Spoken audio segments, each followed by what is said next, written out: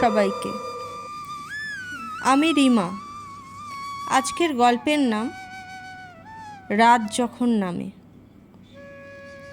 এই গল্পের কথক আমি নিজে। আমারই জীবনে ঘটে যাওয়া এক ভয়ঙ্কর ঘটনা আজ আমি এখানে তোমাদের সামনে তুলে ধরতে চাই।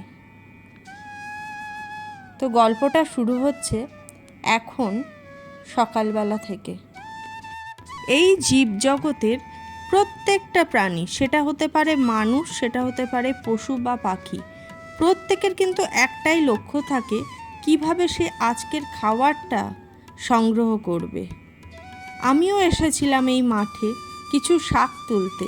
এসে দেখি আমাদেরই অতি পরিচিত এক পশু, সেও নিজের খাদ্য সংগ্রহ করতে এসে উপস্থিত।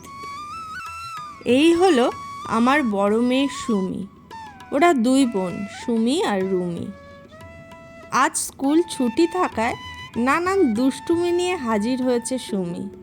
এখন আবদার সাইকেল চালাবে আর আমাকে বসে বসে তা দেখতে হবে। আমি বারবার বলছি, আরে জানা, তুই খেল না, তুই সাইকেল চালা না, আমার তো কাজ আছে নাকি, রান্না করতে হবে, আরও কত কাজ বাকি, ছাড় না আমাকে। কিন্তু না, মেয়ের আবদার কিছুতেই না। আজ আমার ছুটি, মা তোমাকে থাকতেই হবে এখানে বসে। কি মুশকিল, কি জ্বালাতন বলো তো। কিন্তু কি আর করব, মেয়ের আবদার বলে তো কথা। বাধ্য হয়ে বসেই থাকলাম আর ওর সাথে গল্পে এমন মশগুল হয়ে গেলাম যে গ্যাসে যে রান্না বসিয়েছি সম্পূর্ণরূপে তা আমার মাথা থেকে উড়ে গেল। আর ভুল করলে তার খেসারত তো গুনতে হবেই, এখানে আমাকেও তাই গুনতে হলো। রান্নাঘরে গিয়ে দেখি রান্নার কি দশা হয়েছে। এবার কি যে করব মাথায় আসছে না, তোমরাই দেখো। দেখছো কি অবস্থা, তরকারিটা পুড়ে সম্পূর্ণ নষ্টই হয়ে গেছে।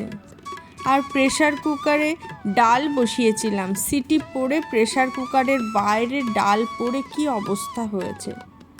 যাই হোক, রান্নাটা পুনরায় আবার করে নিয়ে স্নান টান করে চলে এসেছি ছোট মেয়ের কাছে।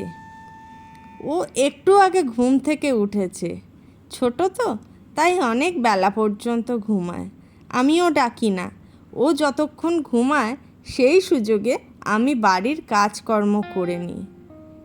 তো এখন সব কাজ করে আমি চলে এসেছি মেয়েদের সাথে খেলা করতে। বড়জন এতক্ষণ বাইরে খেলছিল, যেই বোনের আওয়াজ পেয়েছে সাথে সাথে চলে এসেছে বোনের সাথে বল নিয়ে খেলা করতে। এই বলের প্রতি আমার বড় মেয়ের যে কী ভালোবাসা আমি বুঝে পাই না। আমি অত্যন্ত বিরক্ত হই সব সময় এই বলটা নিয়ে খেলা করে বলে। একদিন তো বলটা বাইরেই ফেলে দিয়েছিলাম, কিন্তু কোথার থেকে আবার জানি না বলটা এসে হাজির। আমি তো ভেবেছিলাম আমার মেয়েই নিয়ে এসছে আবার তুলে, কিন্তু ওকে জিজ্ঞেস করায় ও বলেছিল, না মা, আমি তো জানি না, আমি নিজেই তো খুঁজে পাচ্ছিলাম না বলটা। যাই হোক, ওরা দুজনে কি সুন্দর খেলা করছে দেখো। ওপন, বল খেলা করবি নাকি? খেলা করবি? দেখ কত সুন্দর না বলটা, দেখ যা। দুই মেয়ে বল নিয়ে খেলা করছে দেখে আমি একটু পাশের ঘরে গিয়েছিলাম আমার নিজের কিছু কাজে। এই সময় কিছু ঘটনা এমন ঘটেছিল যেটা আমার বড় মেয়েকে ভয় পাইয়ে দিয়েছিল। ও কিন্তু আমাকে বলেছিল সবটাই, যদিও আমি তখন ওর কোনো কথাই বিশ্বাস করিনি। আমি ভেবেছি বাচ্চা মানুষ, কি বুঝতে কি বুঝেছে তার নেই ঠিক।